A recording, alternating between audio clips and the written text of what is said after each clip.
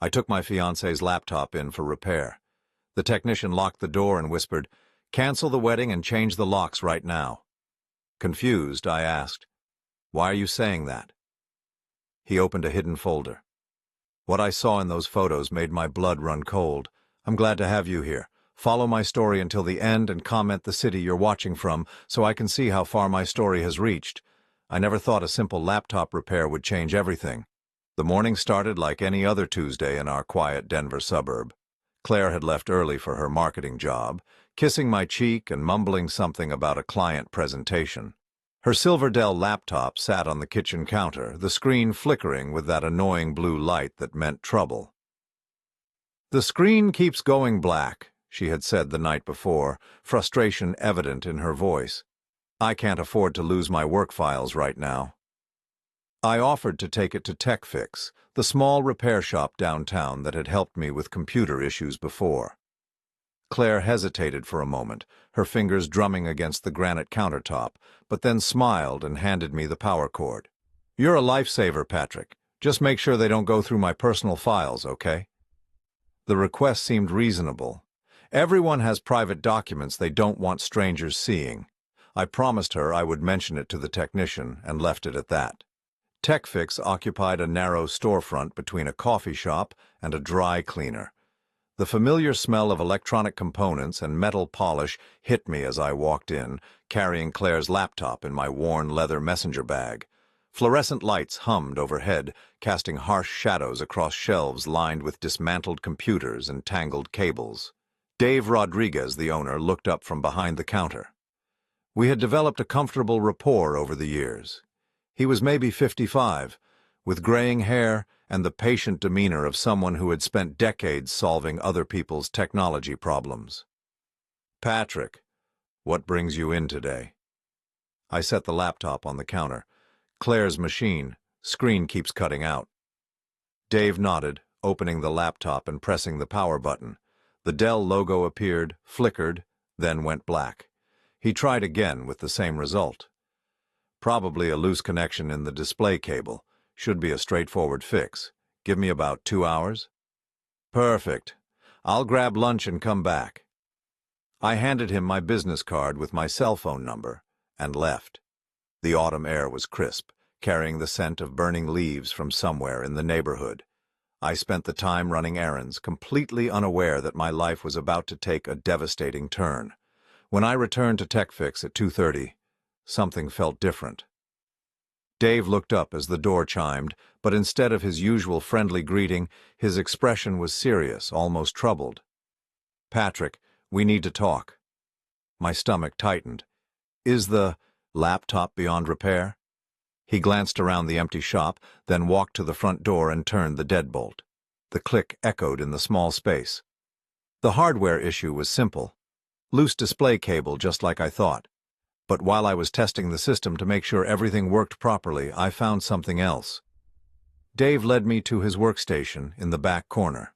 Claire's laptop sat open, the screen now working perfectly. But what I saw displayed made my blood run cold. "I have to run diagnostic software on every machine that comes through here," Dave explained, his voice lower now. "Sometimes it picks up deleted files, corrupted data, things like that. Usually it's just work documents or family photos, but this..." The screen showed a folder labeled P Documentation. Inside were dozens of files with names like Bank Statements July, Personal Calls Transcribed, and Daily Routine. Notes. My hands began to shake.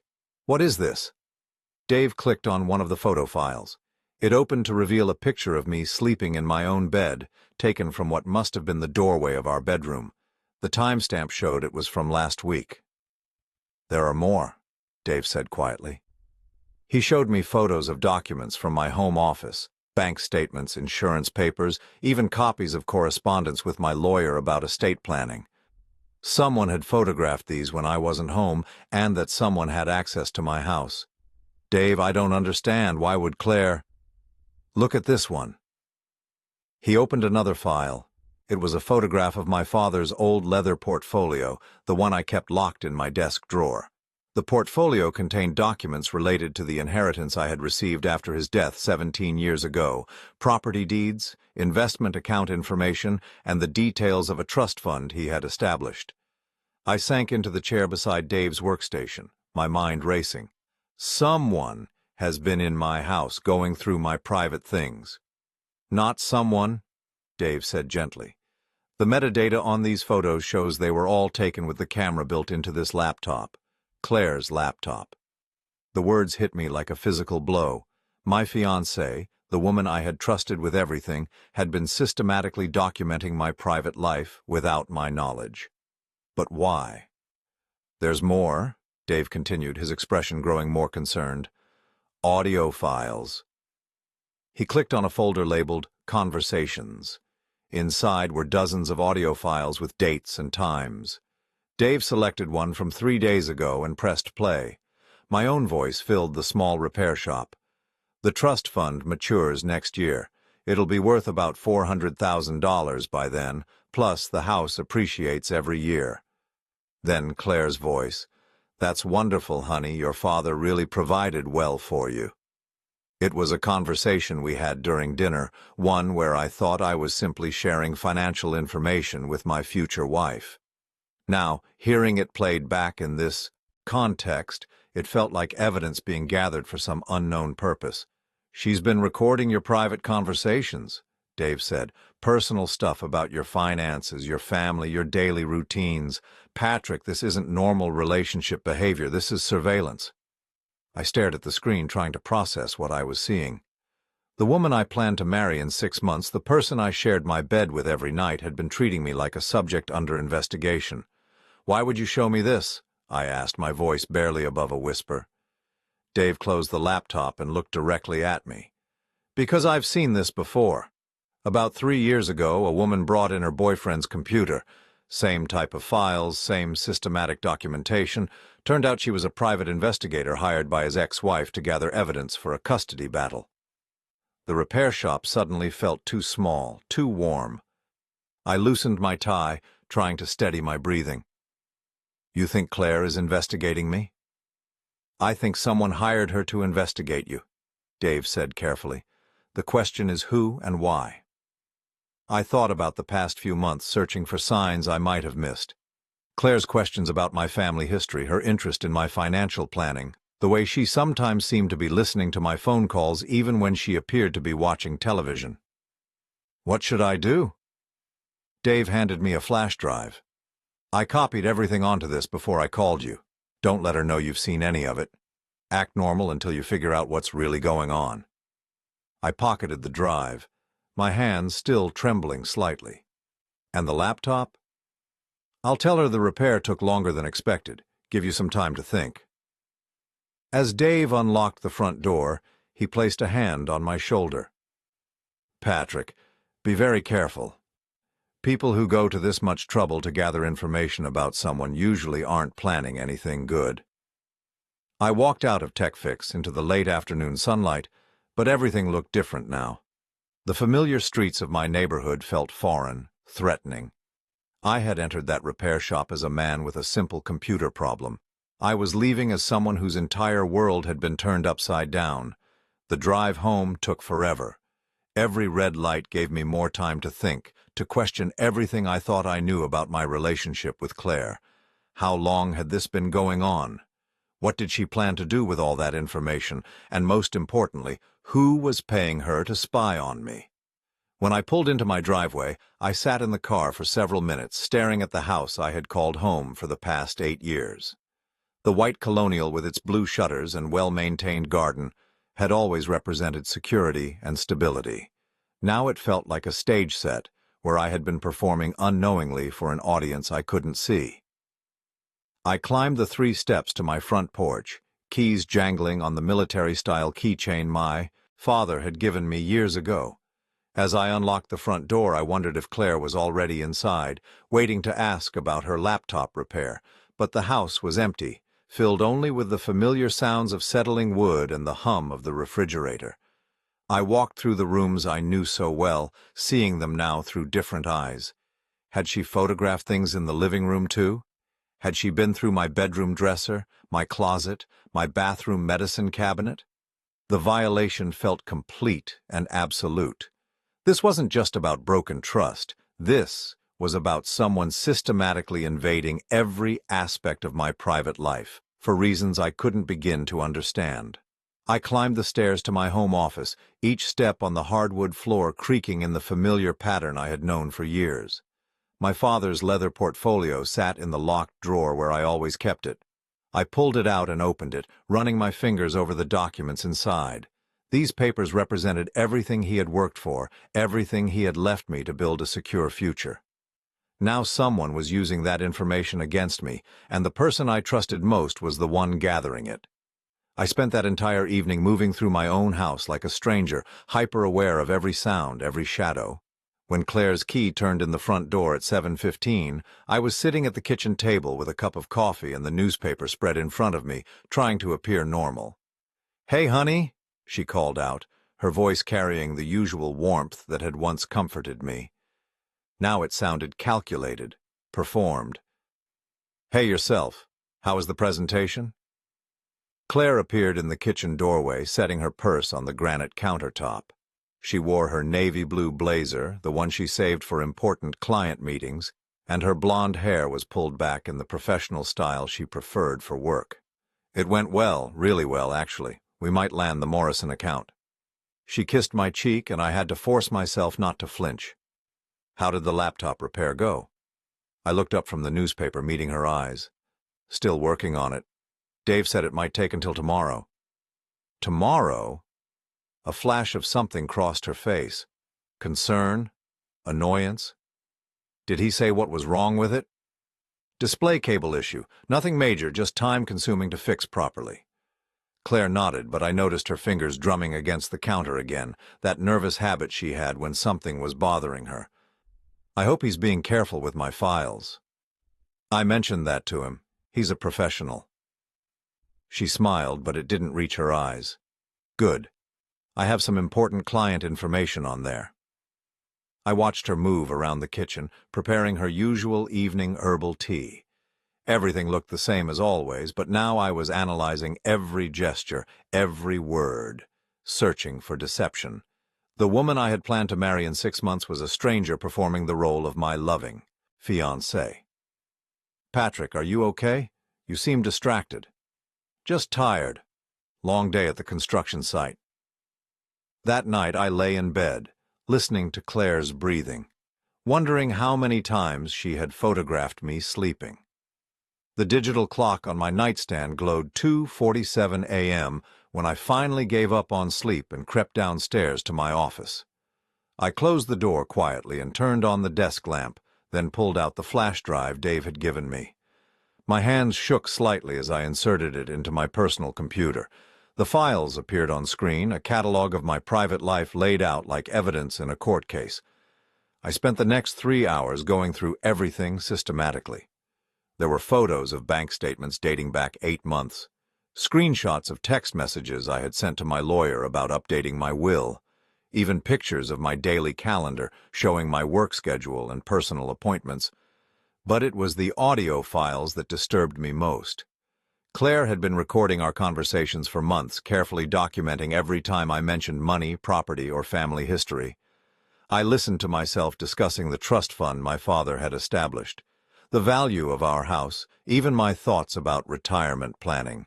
In one recording from 6 weeks ago, I heard myself telling Claire about my first marriage to Margaret and the financial settlement we had reached during the divorce.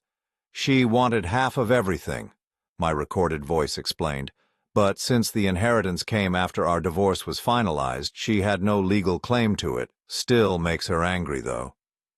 Claire's response on the recording was sympathetic. "That must have been difficult for you. Do you think she's still resentful about the money?" At the time, I had appreciated her interest in my past. Now her questions seemed designed to extract specific information, but information for whom? I closed the laptop and sat back in my father's old desk chair, staring at the framed photograph on the wall. It showed him and me at my college graduation, both of us smiling broadly. He had been so proud that day, talking about the future he was helping to secure for me through careful financial planning.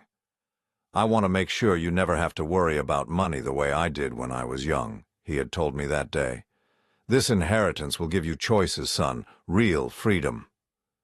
Now someone was using his gift to me as a weapon, and I didn't understand why. The next morning I called in sick to work and spent the day researching private investigators in the Denver area. If Dave was right about Claire being hired by someone, there might be a paper trail. But after hours of searching online directories and making discreet phone calls, I found nothing that connected her to any investigative agencies. Around noon, my phone rang. Margaret's name appeared on the screen, and my stomach dropped. My ex-wife and I hadn't spoken in over 2 years, not since she had tried to contest my father's will in court. "Patrick, I hope I'm not interrupting anything important." Her voice was carefully neutral, the tone she used when she wanted something. "Margaret, this is unexpected. I was hoping we could talk. There are some things about our divorce settlement that I think we should revisit." I gripped the phone tighter. "The settlement was finalized 18 years ago. There's nothing to revisit." "Circumstances change, Patrick. I've been talking to a lawyer, and there might be some irregularities in how certain assets were disclosed." My blood ran cold. "What are you talking about?" "The inheritance from your father. There's a question about whether it was properly reported during our proceedings." I stood up from my desk chair, pacing to the window. "Margaret, the inheritance came 3 years after our divorce was final. You know that. But the trust fund was established while we were still married. My lawyer thinks that creates a gray area." "Your lawyer is wrong." There was a pause. Then Margaret's voice took on a sharper edge. "We'll see about that. I think you'll find that I have more information about your financial situation now than I did back then." The line went dead. I stared at the phone, my mind racing. Margaret's timing couldn't be coincidental. She was talking about having new information about my finances at the exact same time that someone was systematically documenting every aspect of my financial life. I thought about Claire's questions over the past few months, her interest in my family history, her curiosity about my first marriage. She had seemed genuinely interested in getting to know me better, but now I wondered if she had been gathering ammunition for Margaret's legal challenge. That afternoon, I drove back to TechFix. Dave looked up as I entered, and his expression immediately grew concerned. "Patrick, I wasn't expecting you back so soon. I need to ask you something. Yesterday, you said you'd seen this kind of surveillance before. Can you tell me more about that case?" Dave glanced around the empty shop, then gestured for me to follow him to the back workstation. "The woman I mentioned, she brought in her boyfriend's computer about 3 years ago. Same type of files, same systematic documentation.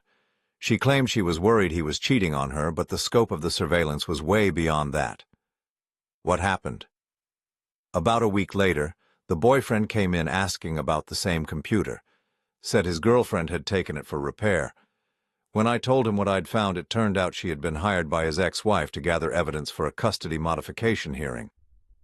My worst fears were being confirmed. "Did the ex-wife win her case?" "Yes and no. The surveillance gave her ammunition, but it also backfired when the court found out about the deceptive tactics. The judge was not pleased." Dave opened a desk drawer and pulled out a small digital recording device. "Look, I probably shouldn't be telling you this, but if someone is building a case against you, you need to protect yourself. Document everything, record conversations, create your own evidence trail." I took the device, feeling its weight in my palm. "You think I should spy on the person who's spying on me? I think you should be prepared to defend yourself against whatever's coming." That evening, Claire returned home at her usual time, but something felt different. She was more attentive than usual, asking detailed questions about my day, my work, my plans for the weekend. Her interest felt forced, like an actress who was trying too hard to sell her performance. "The laptop should be ready tomorrow," I told her as we sat down to dinner. "Dave called this afternoon." "Oh, good. I really need it back." She paused, cutting her chicken with precise movements. "Patrick, can I ask you something?" "Sure." Have you ever thought about what would happen to your father's trust fund if something happened to you? I mean, who would inherit it? The question hit me like ice water. Why would you ask that? Claire's cheeks flushed slightly. I just wondered. We're getting married soon, and I thought maybe we should discuss our financial futures more openly. I studied her face, looking for any sign of deception. The trust goes to my estate. Since I don't have children, it would be distributed according to my will. And your will leaves everything to you after we're married. The words felt strange coming out of my mouth now. Claire, why are you asking about this? She reached across the table and squeezed my hand. I'm sorry, I didn't mean to sound morbid. I guess I've just been thinking about our future together, and I want to make sure I understand everything. I squeezed back, forcing a smile. We can review all the financial stuff with my lawyer before the wedding if you want. That would be great. But as we finished dinner, I noticed Claire glancing at her phone repeatedly, as if she were waiting for an important message. When it finally buzzed, she excused herself to the bathroom, taking the phone with her. I sat alone at our kitchen table, surrounded by the remnants of a meal that had tasted like cardboard, and realized that I was living with someone who was systematically betraying me for reasons I still didn't fully understand. The woman I loved was leading a double life, and tomorrow I would have to decide whether to confront her or continue pretending that everything was normal while I figured out her true agenda. Either choice felt like stepping off a cliff into darkness. But one thing was becoming clear. Margaret's phone call hadn't been a coincidence, and Claire's surveillance wasn't just curiosity. Someone was building a case against me, and the person sleeping next to me every night was gathering the evidence they needed to destroy everything my father had worked to leave me. The laptop sat on the kitchen counter like a ticking bomb. Claire had picked it up from TechFix that morning, thanking me profusely for handling the repair. She seemed relieved to have it back, immediately checking her files and muttering about catching up on work. I watched her every move, the recording device Dave had given me feeling heavy in my pocket. "Everything look okay?" I asked, trying to keep my voice casual. "Perfect. Dave did a great job." She closed the laptop and smiled at me. "I'll be working late in the office tonight. Big presentation tomorrow." After she left for work, I sat at my kitchen table staring at the morning newspaper without reading a word. Margaret's phone call the day before kept replaying in my mind. Her comment about having more information about my financial situation felt like a threat, especially now that I knew someone had been systematically documenting every aspect of my economic life. I decided to call my lawyer, Robert Chen, who had handled both my father's estate and my divorce from Margaret. If she was planning some kind of legal challenge, he would need to know about it. "Patrick, good to hear from you." Robert's voice was warm over the phone. "What can I do for you?" "I need to ask you about something confidential. Margaret called me yesterday talking about revisiting our divorce settlement. She mentioned irregularities in asset disclosure." There was a pause. "That's interesting timing." "What do you mean?" "I received a call from a law firm in Colorado Springs yesterday. They're representing someone who claims to have new information about assets that weren't properly disclosed during your divorce proceedings." My stomach dropped. "Did they mention Margaret specifically?" "Not by name, but they asked very specific questions about the timing of your father's trust fund establishment and the inheritance you received. Questions that only someone with detailed inside knowledge would know to ask." I gripped the phone tighter. "Robert, I need to tell you something. I think my fiancée has been gathering information about my finances for months. I have evidence that she's been photographing documents and recording private conversations." "Jesus, Patrick, are you sure?" "Completely sure. The question is whether she's working with Margaret to challenge the inheritance." Robert's voice became more serious. "If that's true, we need to act quickly. Can you come to my office this afternoon? Bring whatever evidence you have." 2 hours later, I sat in Robert's downtown office, showing him the files Dave had copied from Claire's laptop. Robert's expression grew darker as he examined each document and listened to the audio recordings. "This is systematic surveillance," he said finally. And given the timing of that call from the Colorado Springs firm, it's clearly connected to a legal strategy against you. But how could Margaret afford to hire a private investigator? She's been struggling financially for years. Robert leaned back in his leather chair, steepling his fingers. Patrick, there's something I never told you about your divorce settlement. Margaret tried to hire several law firms to challenge your father's inheritance, but nobody would take her case because it was clearly without merit. The trust was established after your separation, and the inheritance came years after the divorce was final. So why would anyone take her case now? Because now she has inside information. Documentation of your current assets, evidence of how you've managed the inheritance, proof of your lifestyle and spending patterns. With the right spin, a clever lawyer might be able to argue that the trust was always intended for you, which could create an argument for community property rights. I felt sick. Even though we've been divorced for 18 years, it's a long shot, but stranger things have happened in family court, especially if they can demonstrate that assets were concealed during the original proceedings. Robert pulled out a legal pad and began making notes. We need to figure out exactly what kind of arrangement Margaret has with your fiancé. Is Claire being paid for this information? Is she a licensed private investigator? And most importantly, what's their endgame? That evening, I came home to find Claire cooking dinner in our kitchen. She was making her specialty, chicken piccata, and the familiar smell should have been comforting. Instead, it felt like another performance in the elaborate deception she had been maintaining. "You're home early," she said, not looking up from the stove. "I thought you had a client meeting this afternoon." "Canceled. How was your presentation?" "Really well. The Morrison account is basically ours." She turned to face me, and I noticed dark circles under her eyes. "Patrick, is everything okay? You've seemed distant the past couple of days."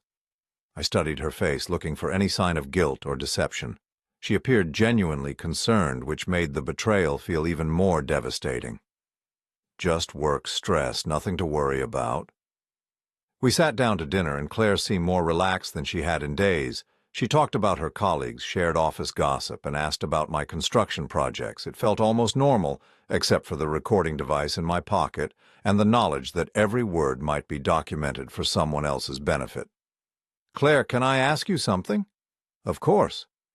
"Have you ever met my ex-wife, Margaret?" Claire's fork paused halfway to her mouth. "Margaret?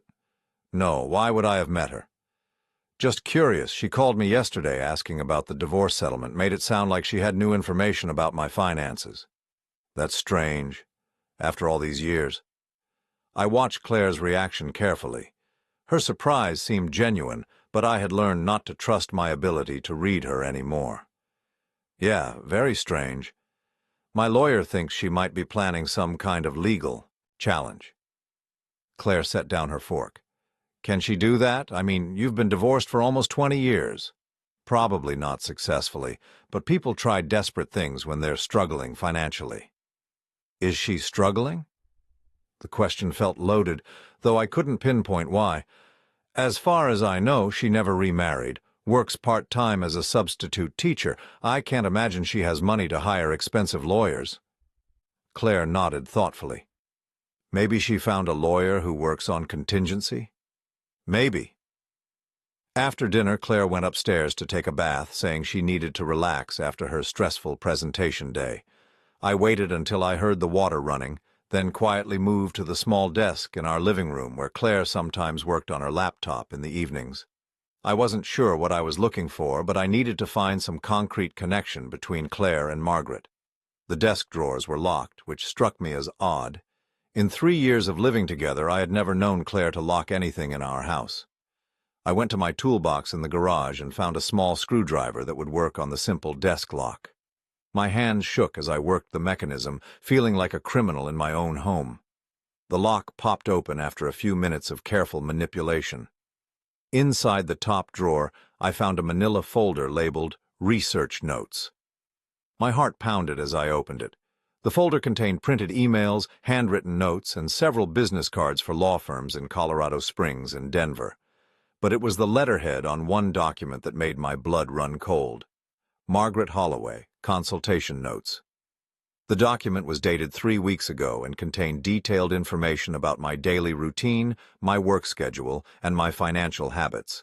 Below that was another document titled Asset Documentation Timeline with a list of items that needed to be photographed or recorded. Every item on the list corresponded to something I had seen in the files Dave had shown me: bank statements, insurance papers, property deeds, audio recordings of financial discussions. At the bottom of the folder was a business card for a law firm called Henderson and Associates, Family Law Specialists. Someone had written on the back in Claire's handwriting, "Consultation scheduled, discuss community property arguments and concealment claims."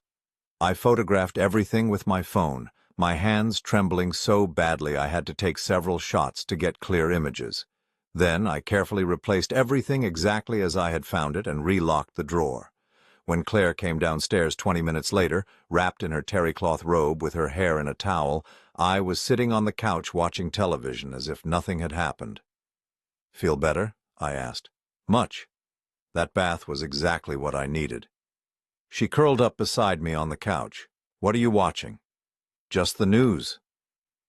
She rested her head on my shoulder, and I had to fight every instinct to pull away. The woman I had planned to marry, the person I had trusted with my most intimate thoughts and feelings, was actively working to destroy me financially. And she was doing it while playing the role of loving fiancé so convincingly that part of me still wanted to believe it was all a misunderstanding. "Patrick." "Yeah?" "I love you." The words hit me like physical blows. "I love you too." It was the last lie I would tell her. The next morning I called Robert Chen before Claire woke up. "I found the connection," I told him, keeping my voice low. "Claire has been meeting with Margaret. I found consultation notes, meeting schedules, everything. Can you get me copies of those documents?" "I already photographed them. But Robert, there's something else. I think they're planning to claim that my father's trust was established as a way to hide assets during the divorce." "That's completely false." "I know that, and you know that. But if Claire has been gathering enough documentation about my current lifestyle and spending patterns, they might be able to create a convincing narrative that I've been living off hidden marital assets all these years." Robert was quiet for a moment. "Patrick, you need to be very careful here. If they're building a case, they might try to get you to say or do something that supports their theory. Don't sign anything, don't make any large financial transactions, and don't discuss your assets with anyone." "What about Claire?" "Keep acting normal until we figure out exactly what kind of legal action they're planning, but be aware that anything you say to her is probably being documented." After we hung up, I sat in my kitchen drinking coffee and watching Claire sleep through our bedroom doorway upstairs. She looked peaceful, innocent, nothing like someone who was orchestrating the systematic destruction of my financial security. But now I knew the truth. The woman I had trusted with my heart was working with my ex-wife to steal everything my father had worked to leave me. They had turned my own home into a surveillance operation, my most intimate moments into evidence against me. The betrayal was complete, but the fight was just beginning. The law offices of Henderson and Associates occupied the top floor of a glass building in Colorado Springs, about an hour south of Denver. I had called that morning, claiming to be interested in family law services, and managed to schedule a consultation under a false name. I needed to understand exactly what kind of case Margaret and Claire were building against me. The receptionist, a middle-aged woman with kind eyes, led me to a conference room overlooking the mountains. "Mr. Henderson will be with you shortly," she said, offering coffee that I declined. My nerves were already stretched to their limit. James Henderson appeared 15 minutes later, a tall man in his 50s with the confident bearing of someone who had won more cases than he had lost. He settled into the chair across from me and opened a legal pad. "So, Mr. Williams," he said, using the fake name I had given, "you mentioned on the phone that you're dealing with a complex divorce situation involving hidden assets?" I had prepared a story that mirrored my own situation, but with enough changes to avoid suspicion.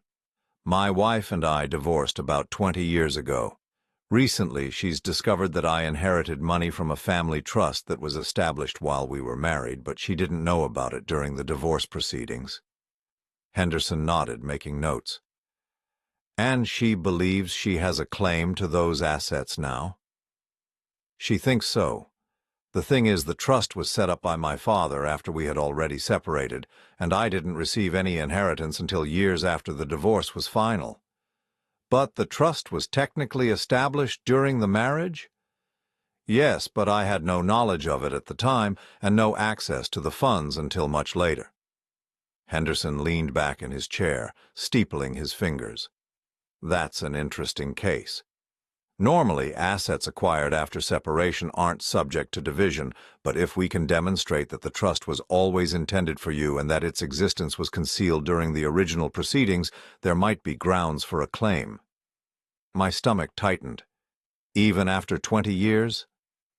Colorado has specific statutes regarding fraud or concealment in divorce proceedings. If we can prove that assets were hidden or misrepresented, there's potential for reopening the settlement. Of course, we would need substantial evidence of the concealment and documentation of how those assets have been used since the divorce. What kind of evidence? Financial records, lifestyle documentation, proof that the hidden assets provided a standard of living that wouldn't have been possible with the disclosed income.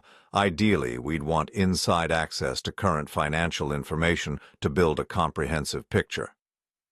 I felt sick. This was exactly the strategy Margaret and Claire were pursuing, and Henderson was practically giving me their playbook. Has anyone ever successfully challenged a divorce settlement after this long? It's rare, but yes. Just last year, we reopened a 15-year-old divorce when the ex-wife proved her husband had hidden a trust fund worth over $800,000. She received a substantial settlement. Henderson leaned forward. The key is documentation.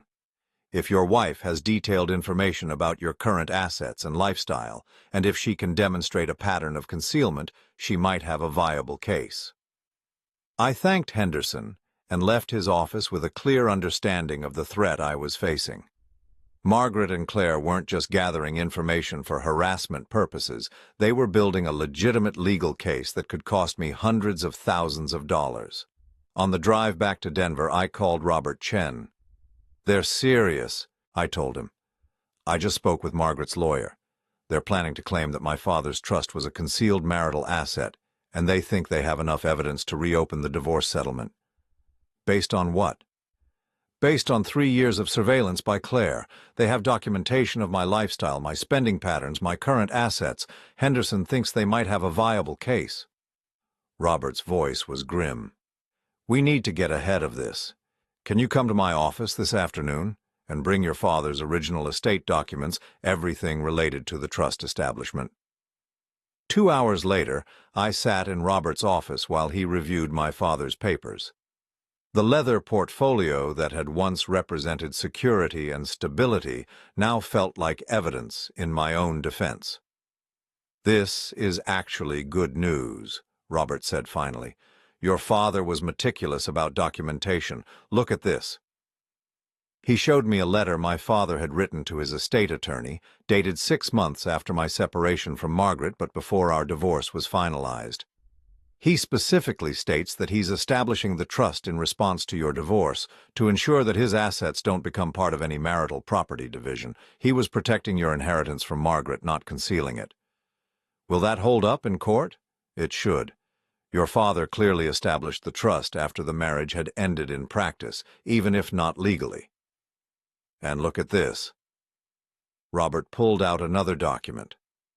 The trust was designed so that you couldn't access the principal until your 40th birthday.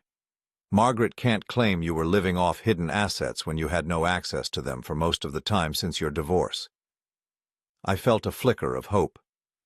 So their case is weak?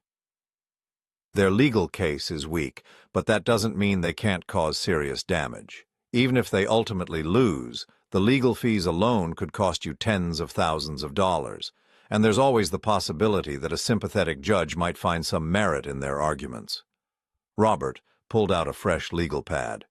We need to go on the offensive, document everything you know about Claire's surveillance, create a timeline of her deceptive behavior, and most importantly, we need to expose their collaboration before they can present themselves as innocent parties seeking justice.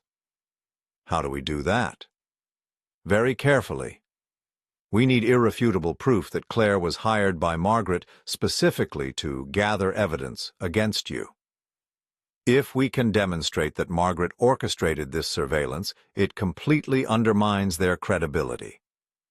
That evening, I returned home to find Claire in an unusually good mood. She was humming while she cooked dinner, and she seemed more relaxed than I had seen her in weeks. "Good day?" I asked, hanging my jacket in the hall closet. "Great day, really great." She turned from the stove with a bright smile. "The Morrison deal is officially ours, and my boss is talking about a promotion." "Congratulations." As we ate dinner, Claire seemed almost giddy with excitement. She talked about her future at the marketing firm, about potential raises and increased responsibilities. But underlying her enthusiasm, I detected something else, relief, as if some burden had been lifted from her shoulders. "Claire, can I ask you something?" "Sure." "Are you happy with our engagement? I mean, really happy?" The question seemed to surprise her. "Of course I'm happy. Why would you ask that?" "I don't know. Sometimes I feel like you're holding something back from me." Claire reached across the table and took my hand. "Patrick, I love you. I can't wait to be your wife." But as she said it, I noticed her eyes flicking toward her phone, which had been buzzing with messages throughout dinner. "Popular tonight," I observed. "Just work stuff, you know how it is." After dinner, Claire excused herself to make some phone calls related to her promotion discussion. I used the opportunity to retrieve the recording device Dave had given me and hide it in the living room where Claire often took her private calls. 20 minutes later, she came downstairs and settled into her favorite chair with her phone. I retreated to the kitchen but stayed close enough to ensure the recording device would pick up her conversation. "It's done," I heard her say. "The consultation went well today, and Henderson thinks we have a strong case." My blood ran cold. She was talking to someone about the legal consultation. No, Patrick doesn't suspect anything. The laptop repair scared me for a few days, but the technician didn't mention finding anything unusual. There was a pause while the other person spoke. "Margaret, I know this has been difficult for both of us, but we're almost finished. Henderson wants to file the paperwork next week." "Margaret." Claire was talking directly to my ex-wife. "I have copies of everything, bank statements, property records, insurance documents, even recordings of our private conversations about money. Henderson said it's more than enough to prove concealment." Another pause. "The engagement ring alone is worth $15,000. Combined with the house improvements and the vacation spending, we can demonstrate that he's been living well beyond his disclosed income for years." I felt nauseous. They were using my gifts to Claire, my investments in our shared life, as evidence that I had been hiding assets from Margaret. "I know this is awkward, but it's almost over. Once the settlement is finalized, we can both move on with our lives." Settlement. They were already talking about a settlement as if it were a foregone conclusion. "No, I can't keep doing this much longer. Living with him every day, pretending to love him, it's getting harder. But Henderson said we need just a few more weeks to finalize the documentation." The words hit me like physical blows. She was finding it difficult to pretend to love me. Our entire relationship, everything I thought we had built together, was an elaborate deception designed to gather evidence for Margaret's legal case. "I'll call you tomorrow after I get the final bank statements copied. And Margaret, thank you for giving me this opportunity. The money you're paying me has really helped with my student loans." Money. Margaret was paying Claire to spy on me, to live with me, to pretend to be my fiancé while systematically documenting everything that could be used against me in court. Claire ended the call and returned to the kitchen where I was pretending to clean dishes. "Everything okay?" I asked. "Perfect. Just touching base with a colleague about tomorrow's projects." She kissed my cheek and headed upstairs. "I'm exhausted. Going to bed early tonight." I waited until I heard the bedroom door close, then retrieved the recording device. The conversation I had just overheard was clear and damning. Claire wasn't just gathering information for Margaret, she was being paid to do it. Our entire relationship was a business arrangement designed to defraud me of my inheritance. But now I had proof, and tomorrow I would start building my own case. The war was far from over, but for the first time since this nightmare began, I felt like I had a weapon to fight back. I spent 3 sleepless days preparing for what I knew would be the most difficult conversation of my life. Robert Chen had helped me organize all the evidence. The recording of Claire's phone call with Margaret, the photographs of the documents from her desk, and the files Dave had recovered from her laptop. We had built an airtight case proving that Claire had been hired to conduct surveillance against me, but I needed more than evidence. I needed a confession that would completely destroy their legal strategy. Robert had advised against confronting Claire directly. "Let the lawyers handle this," he said. "Don't give them any ammunition to claim you intimidated or threatened her." But I couldn't let this continue. Every day I spent living with Claire, pretending our relationship was real, felt like another violation. She was sleeping beside me each night while planning to take everything my father had worked to leave me. The betrayal was eating me alive. On Thursday evening, I made my decision. Claire was working late at the office, supposedly preparing for another client presentation. I used the time to set up recording equipment in multiple locations throughout our house. If she was going to continue documenting our private conversations, I would return the favor. When Claire came home at 8:30, I was sitting at our kitchen table with a glass of wine and a folder containing printouts of all the evidence I had gathered. "Hey, honey," she said, dropping her purse by the door. "Sorry I'm so late. The Morrison presentation is turning into a monster project. Claire, we need to talk." Something in my voice must have alerted her because she stopped in the doorway, studying my expression. "Is everything okay?" "Sit down." She hesitated, then moved to the chair across from me. I noticed her glancing at the folder, trying to read the documents that were partially visible. "I know about Margaret," I said quietly. Claire's face went pale, but she kept her voice steady. "What about Margaret?" "I know about the money she's paying you. I know about Henderson and Associates. I know about the surveillance you've been conducting for the past 8 months. For a moment, Claire said nothing. She sat perfectly still, as if calculating her next move. Then she let out a shaky breath. "Patrick, I can explain." "I'm sure you can. But first, I want you to hear something."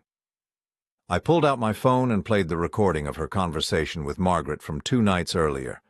As her own voice filled our kitchen, discussing how difficult it was to pretend to love me, Claire's carefully maintained composure finally cracked. "Oh, God," she whispered, covering her face with her hands. "Living with him every day, pretending to love him, it's getting harder," I quoted. "Those were your exact words, Claire." She looked up at me, tears streaming down her face. "Patrick, please let me explain. It's not what it sounds like." "Then explain." Claire wiped her eyes, trying to compose herself. "Margaret approached me about 6 months before we met. She said you had hidden assets from her during the divorce, that she deserved a share of your father's inheritance. She offered me $25,000 to get close to you and document your financial situation. The casual way she admitted to being paid to seduce me felt like another slap. And you agreed? I needed the money. My student loans were crushing me, and my job barely covered my expenses. $25,000 seemed like enough to change my life. So our entire relationship was a business transaction? Claire shook her head frantically. No, that's not true. At first, yes, it was just about the money. But Patrick, I fell in love with you. Everything between us became real. I studied her face, looking for any sign of sincerity. If you fell in love with me, why did you continue gathering evidence? Why didn't you tell Margaret the deal was off? Because I was scared. Margaret said if I backed out, she'd expose what I had already done. She'd tell you everything, ruin my career, maybe even file criminal charges for invasion of privacy. So you chose to keep betraying me rather than face the consequences of what you'd already done. Claire reached across the table toward my hand, but I pulled away. Patrick, I was trapped. I wanted to tell you the truth so many times, but I didn't know how. You could have started by not recording our private conversations about money. You could have stopped photographing my personal documents. You could have refused to help Margaret build a case against me. I know it was wrong. Claire's voice broke. But by then I was in too deep. Margaret had evidence that I'd been spying on you. She could have destroyed my life. I opened the folder and pulled out copies of the consultation notes I'd found in her desk. Tell me about Henderson and Associates. Claire stared at the papers, her face going white again. How did you find those? That's not important. What's important is that you and Margaret are planning to file a legal challenge next week claiming that my father's trust was a concealed marital asset. Margaret is planning that. I'm just providing information. Information you gathered by lying to me for almost a year. Claire, do you understand what you've done? You've turned our entire relationship into evidence for a fraudulent lawsuit. Claire broke down completely, sobbing into her hands. I never wanted it to go this far. I thought Margaret just wanted proof that you were doing well financially. I didn't know she was planning a lawsuit until a few weeks ago. But you continued helping her. What choice did I have? She already had everything she needed. Walking away wouldn't have changed anything. I leaned back in my chair, feeling emotionally drained. Part of me wanted to believe that Claire's feelings for me had been genuine, but her actions spoke louder than her words. Claire, I need you to understand something.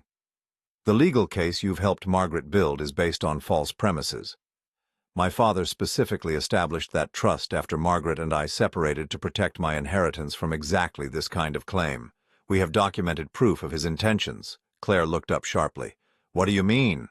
I mean Margaret's lawsuit is going to fail. She's not going to get a penny of my inheritance, and she's going to face serious legal consequences for orchestrating this surveillance scheme. But Henderson said the case was strong. Henderson was telling Margaret what she wanted to hear to get her to pay his retainer fees. Any competent family law attorney would have explained that her claim has no merit. Claire stared at me in growing horror. Are you saying this was all for nothing? I'm saying you destroyed our relationship and committed multiple crimes to help Margaret pursue a case that was doomed from the beginning. We sat in silence for several minutes. Claire continued crying softly while I tried to process the enormity of what she had done to us. What happens now? She asked finally. That depends on you. What do you mean? I pulled out a legal document that Robert had prepared. This is a sworn affidavit detailing everything you just told me about Margaret hiring you to conduct surveillance. If you sign it, it will completely destroy her legal case and protect me from any future claims. Claire read through the document, her hands shaking. If I sign this, Margaret will know I betrayed her.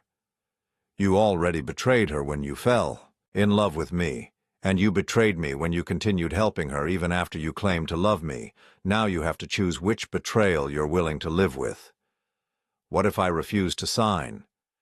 Then I'll turn over all the evidence I've gathered to the police and let them decide whether to file charges for invasion of privacy, wiretapping, and conspiracy to commit fraud. Margaret will still lose her lawsuit, but you'll both face criminal prosecution. Claire stared at the affidavit for a long time. If I sign this, what happens to us? The question broke my heart, because I could hear genuine pain in her voice. Despite everything she had done, I believe she did develop real feelings for me. But those feelings weren't enough to overcome the magnitude of her betrayal. There is no us anymore, Claire. You made sure of that when you chose to prioritize Margaret's threats over your supposed love for me. She nodded slowly, tears still streaming down her face. I know I ruined everything. Claire picked up the pen and signed the affidavit. As she wrote her name, I felt a mix of relief and sadness. Relief that I finally had the evidence I needed to protect myself, and sadness that the woman I had planned to marry was capable of such calculated deception. I'll pack my things tonight, she said quietly. I think that's best. As Claire headed upstairs to gather her belongings, I sat alone in our kitchen surrounded by the evidence of her betrayal. The house that had once felt like a home now felt like a crime scene where my trust had been murdered. But for the first time in weeks, I also felt something else. Freedom. The elaborate deception was finally over. The surveillance had ended. The threat to my inheritance was neutralized. Tomorrow I would face the aftermath of this nightmare. Tonight I would begin the process of reclaiming my life. An hour later, Claire came downstairs with 2 suitcases and a box of personal items. She paused at the front door, looking back at me with tears in her eyes. "Patrick, I really did love you. That part was real." I met her gaze, feeling nothing but emptiness. "I know you think that's true, Claire, but real love doesn't involve recording someone's private conversations and photographing their personal documents. What you felt might have been genuine, but it wasn't love." She nodded, understanding that there was nothing left to say. "I'm sorry. For everything." After she left, I walked through our house, turning off the recording equipment I had installed. The silence was profound, almost sacred. For the first time in months, I was truly alone, with no one watching, no one listening, no one gathering evidence against me. I poured myself a whiskey and sat on my father's old leather chair in the living room, holding the signed affidavit that would end Margaret's legal challenge before it began. Tomorrow, Robert would file the necessary paperwork to protect my inheritance permanently. But tonight I would simply sit in my own house in complete privacy and begin to heal from the deepest betrayal I had ever experienced. 3 months after Claire walked out of my life, I stood in Robert Chen's office watching him file the last of the legal documents that would forever protect my inheritance from Margaret's fraudulent claims. The sworn affidavit Claire had signed had been devastating to their case. Henderson and Associates had withdrawn as Margaret's counsel within days of receiving it, and no other attorney would touch her claim. "It's over," Robert said, closing the file folder.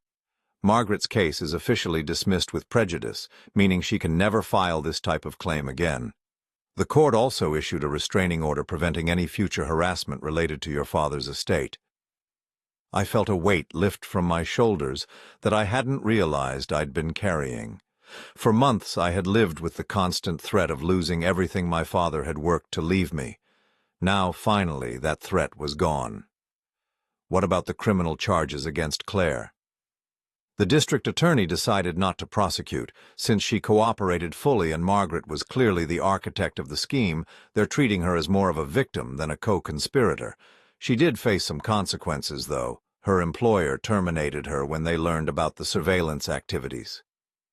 I nodded. Part of me felt sorry for Claire, despite everything she had done to me. She had made terrible choices, but she had also been manipulated by Margaret's desperation and false promises. And Margaret? Robert's expression grew more serious. "She's facing multiple charges: conspiracy to commit fraud, invasion of privacy, and witness tampering. Henderson also filed a complaint with the State Bar alleging that she misrepresented facts to obtain legal representation. She's looking at potential jail time and significant financial penalties." "She brought it on herself." "Yes, she did. Patrick, you should also know that Margaret attempted to contact you several times through my office. She wants to apologize and discuss a settlement to avoid trial." I shook my head. "I'm not interested in hearing from her ever again. She made her choices 18 years ago when we divorced, and she made them again when she hired Claire to spy on me. I don't owe her forgiveness or settlement negotiations." Robert smiled. "I thought you'd say that. I'll make sure her attorney understands that all communication should go through my office." As I left Robert's building and walked to my car, I felt something I hadn't experienced in months: genuine peace. The constant anxiety about being watched and recorded was gone. The fear of losing my financial security had evaporated. For the first time since this nightmare began, I could simply live my life without looking over my shoulder. That evening I did something I hadn't done since discovering Claire's betrayal, or friends over for dinner. Dave Rodriguez from TechFix and his wife Maria joined me for steaks on my back patio. It felt good to have honest conversation and genuine laughter filling my house again. "How are you holding up?" Dave asked as we sat around the outdoor fire pit after dinner. This whole situation must have been incredibly difficult. It was, I admitted, but in some ways, I think it was necessary. I learned things about myself and about trust that I needed to learn. Maria leaned forward. Like what? I thought about her question for a moment, watching the flames dance in the fire pit. I learned that I have better instincts than I gave myself credit for. Deep down, I knew something was wrong with Claire long before I found the evidence. I just didn't trust myself enough to act on those feelings. And now? Now I trust my own judgment. I won't ignore red flags or make excuses for behavior that doesn't feel right. Dave nodded approvingly. That's a valuable lesson, even if it came at a high cost. It did come at a high cost, but you know what? I'm grateful for what happened. Both Dave and Maria looked surprised. I'm grateful because I learned who Claire really was before I married her. Imagine if I'd discovered all this after we'd been married for several years, maybe with children involved. The betrayal would have been even more devastating, and the legal complications would have been nightmare. You really see it as a blessing in disguise? Maria asked. I do. My father left me that inheritance to give me freedom and security. If I'd married Claire, I would have been sharing my life with someone who was fundamentally dishonest and manipulative. That's not freedom. That's not security. That's a prison disguised as a partnership. We talked until late into the evening, and for the first time in months, I felt like myself again. The laughter was genuine, the conversation was honest, and nobody was recording anything for evidence in a legal case. After Dave and Maria left, I walked through my house, turning off lights and setting the security system. Every room felt different now that I knew I was truly alone. The paranoia was gone, replaced by a sense of sanctuary that I had almost forgotten was possible. In my bedroom, I opened the drawer of my nightstand and pulled out a small velvet box. Inside was the engagement ring I had given Claire, a 2-carat sapphire surrounded by diamonds that had cost me $15,000.